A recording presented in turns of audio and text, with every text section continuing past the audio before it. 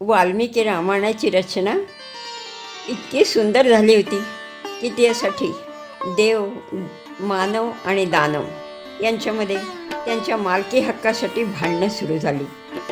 मानवाचा दावा असा की राम हा देव असला तरी तो मानव रूपाने अवतरित झाला असल्याने रामायणावर आमचाच अधिकार आहे.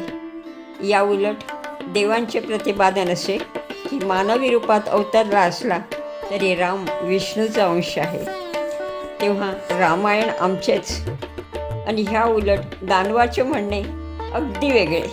ते म्हणतात की रामायण हा दैत्यराज रावणाच्या पराक्रमाचे वर्णन करणारा ग्रंथ आहे, तेव्हा तो फक्त आमचाच. त्रिवर्गाच्या भांडणाला कडाक्याची सुरुवात झाली. भांडण संपेच ना, म्हणून सर्वजण निर्णय मागण्यासाठी ब्रह्मदेवाकडे गेले. परंतु ब्रह्मदेव म्हणाले, या वादाचा निर्णय करणे मला अशक्य आहे. तेव्हा तुम्ही असं करा, महादेवाकडे जा, हे उत्तम. सर्वजण महादेवाकडे गेले. महादेव म्हणाले, तुमचे तिघांचेही म्हणणे बरोबर आहे, तेव्हा तिघांमध्ये त्याची समान वाटणी करूया. आता ही जी वाटणी महादेवाने केली ती समान रूपाने केली.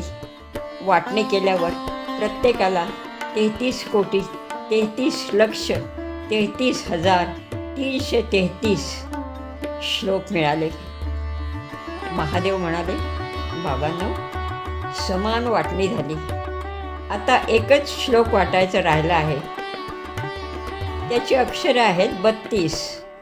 33 असती तर प्रत्येकाला 11-11 देऊन मोकळा झालो असतो.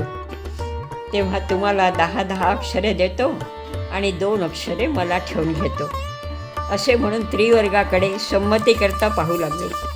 तिघांनाही महादेवाची कल्पना पसंत पडली.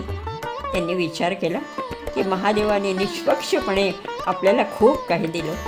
आता 2 अक्षरे म्हणजे काय, अगदीच क्षुल्लक, काहीच हरकत नाही ही 2 अक्षरे महादेवाला द्यायला.